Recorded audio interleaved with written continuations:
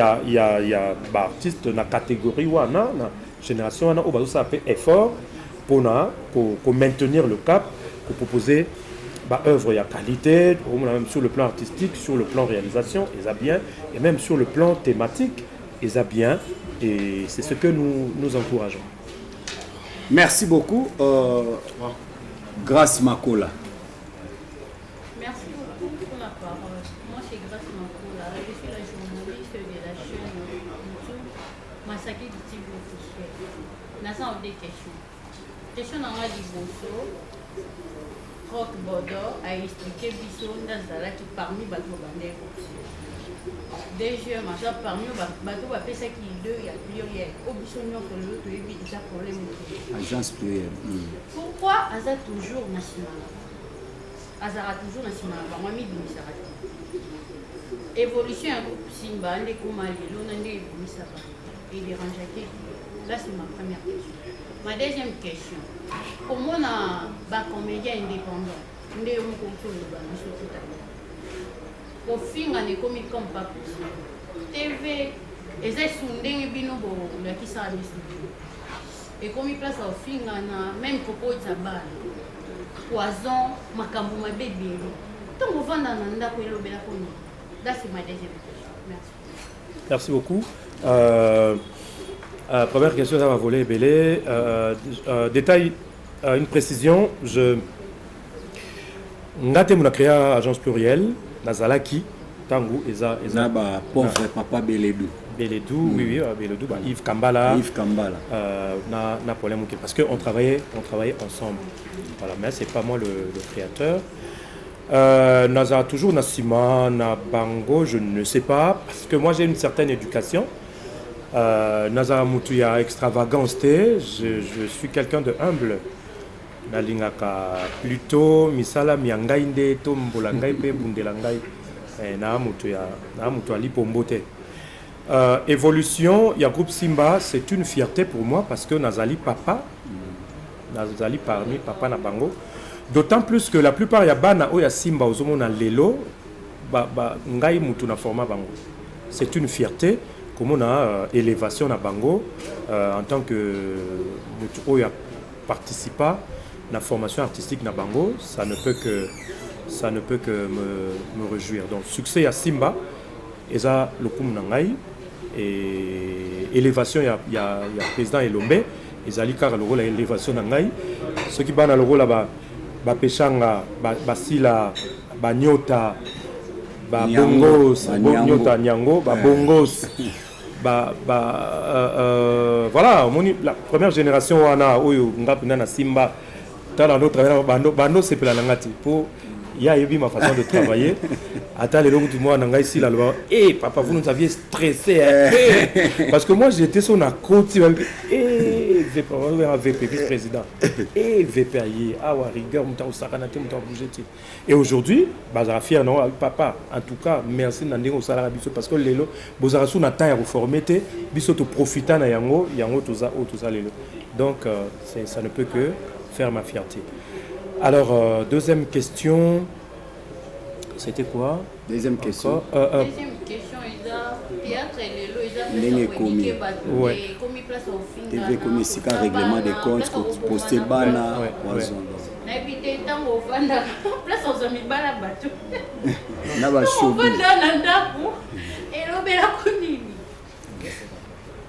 Bon, malheureusement, dans la Kapenza, YouTube, théâtre, na YouTube T.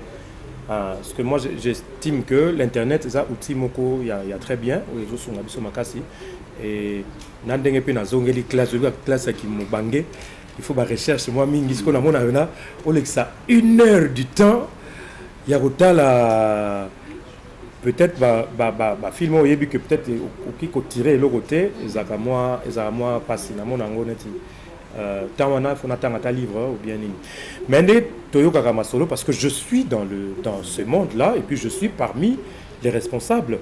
Nous ne pouvons que déplorer et Kokiko s'appelle ça bisoté. Si j'ai dit tout à l'heure que les 2 ou 3 premières générations, ils avaient comme souci à remplir mission na bango na kati ya société, mission ezali ya koéduquer au-delà ya divertir. Quatrième génération, il y a vraiment de l'eau à boire dans cette génération et c'est vraiment dommage. Il y a des gens qui sont venus dans ce métier où vous sentez que quelqu'un n'a pas de talent. Il y en a qui sont venus seulement parce que bon, ils ont besoin. Bamona bango, bazana besoin ya koyebana. Déjà mututango aye na métier na but wana. La communauté ne doit rien attendre de ces genres de personnes. C'est ce que nous déplorons. C'est ce que nous déplorons. Les vrais artistes bakoki ko sala na mabete. Notre koloba tout à l'heure, élévation ya moninga nanga artiste et à lokumu nangai. Je veux vous dire une chose. Vous savez, ngata to travailler na Bonbon Fifi, bazu ba contrat na Bra Congo. Bonbon Fifi on est au vanda et pas à Minaye. Il était sous-logé. Et du coup, par rapport au théâtre, à Bimina, Julie Ngoy, Balamoko, sollicitation et contrat et a contrat na Bra Congo. Du coup, au moment où on a vu, il y a monté échangé. Bonbon Fifi, à l'ombre pour qu'on n'a pas camarade, a commis qu'on foute l'andako dans motel Fikine. Et tant que vous avez faut tout bien avec papa. Papa nga zunda ah vous sentez que non lokola ya zunda ku donc et puis ça le kumu ah c'est que lokola ya zunda ku na musala théâtre c'est que ngai pe na ozabongo ezaki le kumu hein OK pas sans souci wa sans souci à côté lemba sika avant na lemba fois na lukwila OK au muninda sans souci avec 2 véhicules ah ba vieux en tout cas ça va donc le vieux ba bonga c'est que biso peto bonga donc molimo alikunya ezalakiti. Parce que au yebi que ozana talent na yo. Mutu azana talent na ye, okoyo ke la moninga likunya te. Mutu aya na théâtre parce que talent de bengi ya koyo ke la moninga likunya te. Ndé elo tuza ko déplorer wana, mais je pense que il y a lieu de mettre de l'ordre dans ce secteur pour éviter que les pires ne continuent à arriver. Oui, Prince. Bonjour. Bonjour. Rappel de la presse, journaliste LN Télévision.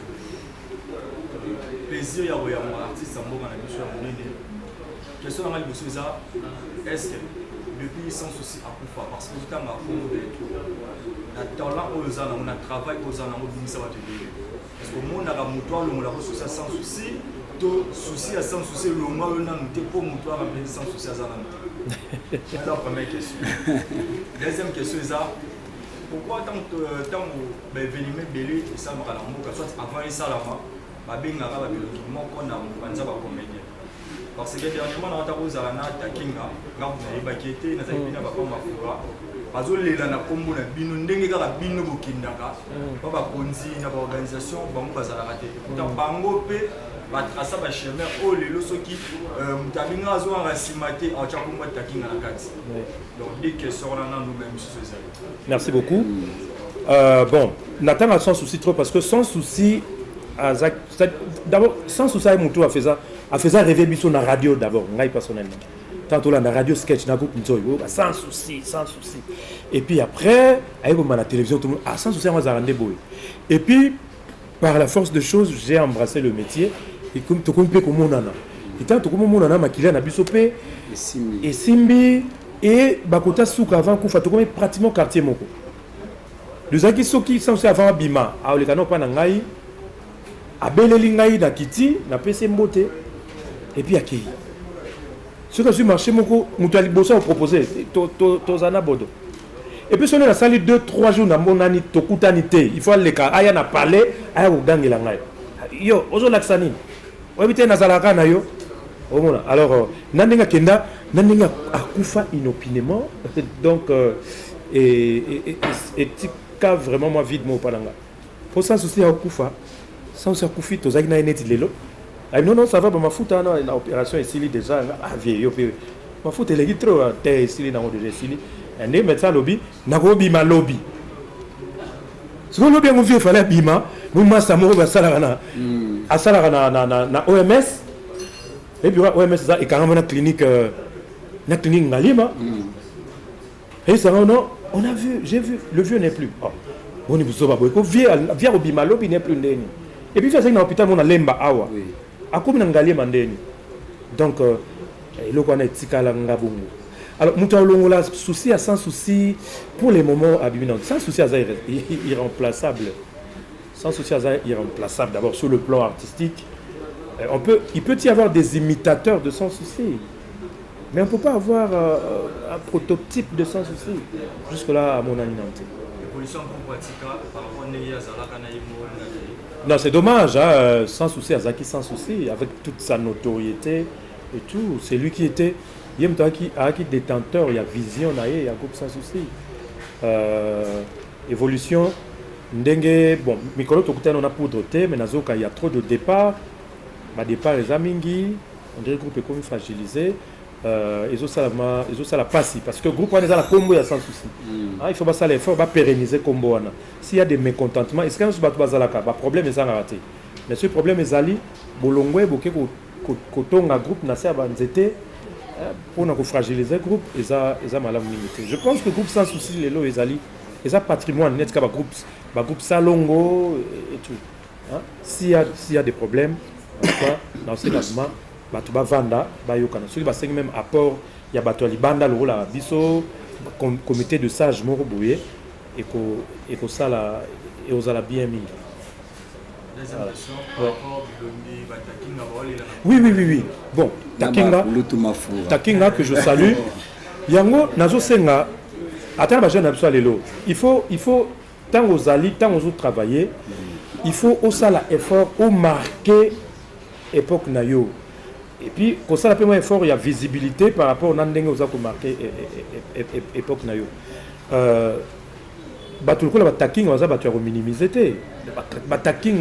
Ils nous ont bercé. Ils ont bercé enfance. Mais je pense que moi instabilité, oui, quota, et pas naïe, il y a un de ça peut-être. Voilà, donc il y a banité que Azali Awa. Batunet va décider de bien Batuan, tant que Taking Azana en Angola. Et on ne le voit plus à l'œuvre. C'est ça le problème. Le rôle à Zongi, dans le terrain, tout le temps, dans un hôpital, il faut faire l'effort, à Zongi, la moins visibilité. Pour Batu, bien Batu, il va que non, Taking Azali. Comme ça, on va les appeler, il n'y a pas de problème. Merci beaucoup. C'est une façon, président Lobby, c'est une façon pour nous Lobake, président Temutabenga Rabatu. J'espère que Bissonio Sotoyebi, dans le outil régné un phénomène kokende na oil que pas maman livre. Ça donnait l'impression comme si les anaba comédien mokonde batiaka ba kombo batu. Là, je dis non. Bango moko bato babenga Rabatu nde ba pointaka. Donc ça n'a rien à voir avec les artistes au monio président Bordeaux non. Sauf que bakoy ko benga na NTPC, on a besoin d'un tel. Ça se passe comme ça. Oui, Miliki. Bonjour président. Bonjour. Moi c'est Miliki de la presse. OK. Ma chaîne c'est Master officiel. Il est parfum, yo Miliki. Oui. Ça c'est bien. Nazana 3 questions mes amis, tous me poser. OK. Première question c'est force Nzonzing dans le monde du théâtre et à la ranier. Force Nzonzing. Il y a une différence ni les alaki rigolo pour venir au bandaï au salon frère nayo Tito sans souci si à tout là mère du rigolo anana bagago elelo. Donc différence ni les wana.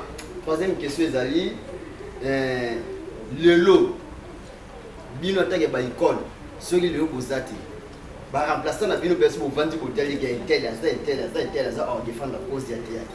Puis question souka question souka ezali est-ce que arrivera pas au vendre bozoto à la théâtre aux appels mobile au bazo kokati le liban. Merci. Merci beaucoup. Force Nzonzing, première question. Force Nzonzing, bon, ce qui peut constituer la force Nzonzing, c'est que ils vont permettre aux jeunes de s'exprimer. Parce que Nzonzing peut ébimisi jeune talent et belé. Je pense, à mon avis, c'est ça la force. Mais au-delà, il y a le fait, il y a découverte. Je pense que ils en ont biloko ebele à redire. Manque de qualité.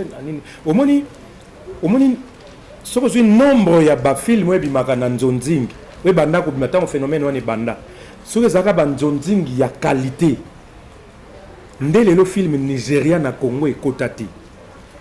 Nde lelo Congo les gens attendent sous compter parmi le premier pays producteur de cinéma en Afrique. Peut-être parmi le deuxième pays producteur de cinéma dans le monde. Nde Nigeria a lelo. Pour Nigeria, clique moi bato muke basala film nigérien. Mais biso ce qu'on est dans le comédien nioso ya théâtre populaire. Azana chaîne à YouTube. Comédien nioso ya YouTube lelo aza producteur ya cinéma.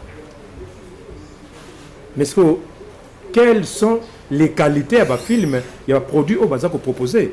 C'est des choses qui ne sont pas compétitives sur le plan professionnel, sur le plan international. C'est des choses qui sont vouées à la consommation locale. Et même consommation locale, c'est pas donné à tout le monde. Vous voyez, c'est un peu ce que je peux répondre par rapport à Nani Noana et différence à gag na rigolo. Na ça raccordement bah mon question le baki sur Natal et naza mutu. Oui. Naza mutu. C'est-à-dire ceux qui on le voit de la TV aujourd'hui comme télécommande on a ça la zapping, c'est-à-dire tu te mets dans la peau d'un consommateur. Oui. Et par rapport à ça, ceux qui l'ont au CPL nango tu restes, tu zappes pas. Mais ce au CP c'est tout à fait normal. D'autant plus que nous avons consommateur, le consommateur parce que nous avons un consommateur avec expertise. Donc je peux facilement router ah non ça c'est du n'importe quoi. Du coup je zappe. Alors différence. Gagalelo na rigolo. Bon déjà il y a beaucoup de différences. Biso rigolo nettoyé au salango c'était schématisé, c'était structuré. C'était structuré. Ngai na titre na mabito ando tamula la bakarne mo minene awa. Ya komara ba titre te mais ya kokoma c'est que nous allons faire. To banda boye na mabi après Tito aye kokota et ko trouble. Ou bien to bandi boye na Tito en tant que mwana musala allez mabi aye kokota. Donc tout était structuré. C'est vrai, il y avait de l'improvisation, mais c'était de l'improvisation préparée. Et ça se voyait. À un certain moment, l'antenne A, Bino, comédie n'est trop scientifique. Effectivement, parce que la comédie, c'est un art. Il faut avoir une norme. Alors, contrairement, Naba Bagar Yalelo, Oyo.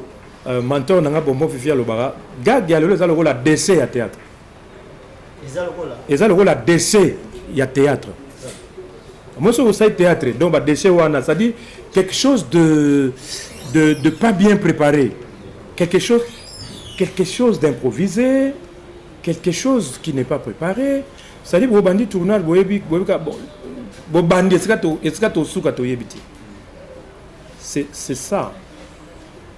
Improvisation sur improvisation. Moi, j'ai appris l'improvisation à l'université. Improvisation, c'est mbeli à minomi balé. Et koki kozokisayo, tout qu'on peut koki kosungayo au mati. Pourquoi ça va jouer on est domaine artistique est compliqué. Mukomsu peno la mukomu ou senti peno zana ba uzana prédisposition mo ba inspiration. Mais ba jouer musu peno ko vana bebe bo mo na boule zoyati.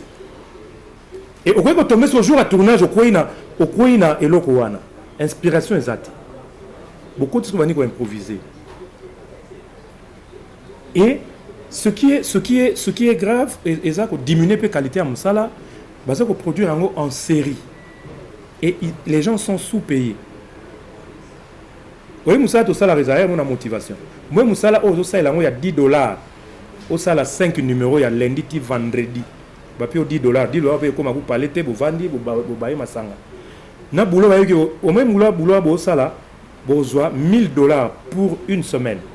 Je pense que motivation zande mususu et peut-être ekotinda bino même boluka scénariste pour mon je ne sérieux $1000 keba au moins attends niveau il y a conscience et mati un artiste sans conscience il est un danger pour la communauté. Ndenge na monaka bagag ya lelo ya tournage à l'heure nini tournage na midi boye bokutani oyo banano boki ba oya diamba ba beti diamba allez bokomi sikoyo batie bino toza so na ba succès te oyo leki na balabala bana ba olanda yo parce que on ezaki tango découverte ba découvrir eloko sika Tito Bodo Mabi ozoleka boye quartier Bukani maintenant tokoti sikoyo tokomi na kati ya patrimoine culturel commun ya mboka na biso c'est-à-dire makambo tosala tolona tellement ebele to marqué république et comme va total toza musala mo te wana fotite comme ça non ça c'est Bodo non ça c'est Bodo ça il faut que ça soit Bodo et Tito aza parmi Batouana moi je suis fier de lui na Kolobaté a gagné ba millions mais il est nourri son métier le nourrit et je suis fier de lui na maintenance wana terme maintenance au sens souci abanda voyer ça biso au sens andol et mon soboké autant sur marché faut remercier Nzambe tout ça combien tout ça belé mais ceux qui le lo ba bengi biso na FPI ba bengi biso na boye il faut vraiment comme ça Nzambe on faut ça la boulot faut ça on a ndenga solo ya mona vie sans ça zaki yemoko comme scénario yemoko ayeko briefer acteur yemoko na faut pas ça les réalisations c'est parce que il voulait vraiment ça là ezala au sérieux bon 5 acteurs 5 génération je pose une question il y a pour Zaki bon il y a quand même des jeunes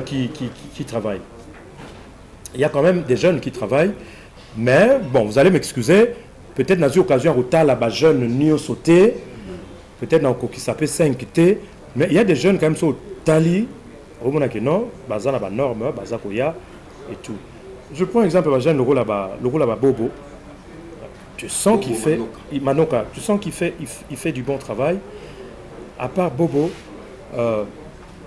il y a un autre jeune à Utarapepa Bobo à Longa qui a sali structure naie Géry aza pratiquement dans la même lignée et de temps en temps au monde tu vois bengaka vieux tala nini boy tala boy et ozo sentir vraiment ata tabasa œuvre na bango o sentir que non baza na lokolo ya bakulutu na bango bon à part bango mibale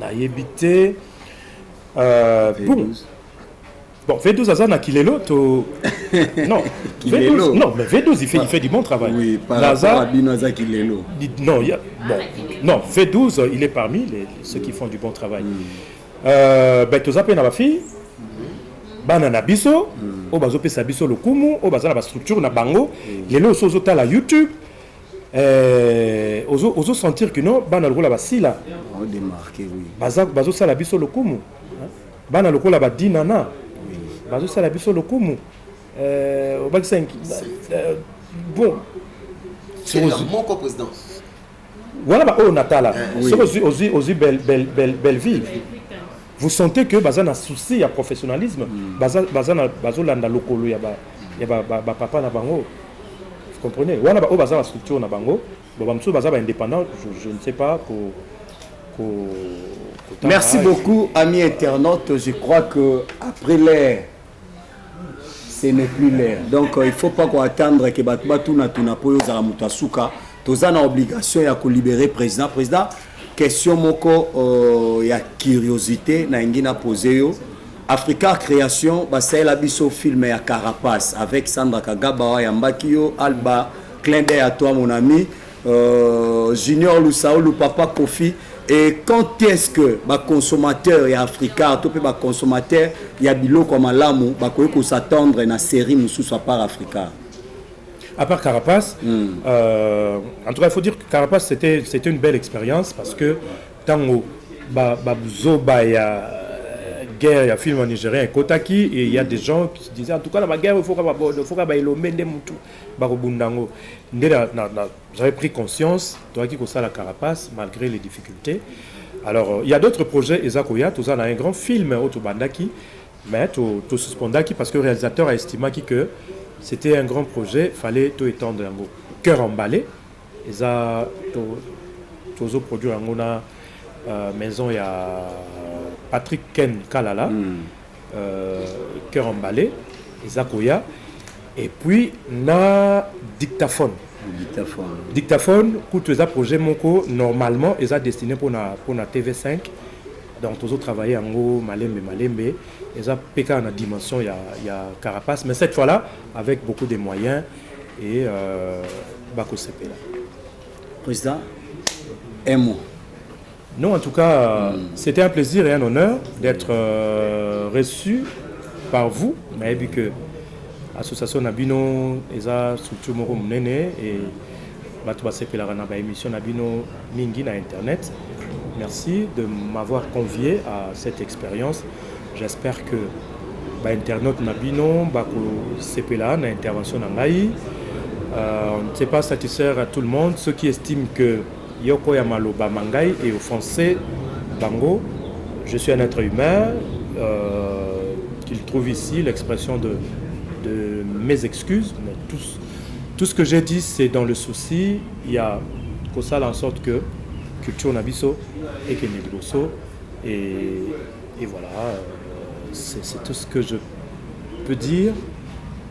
En guise de clôture pour l'intervention de Nabiso Alelo.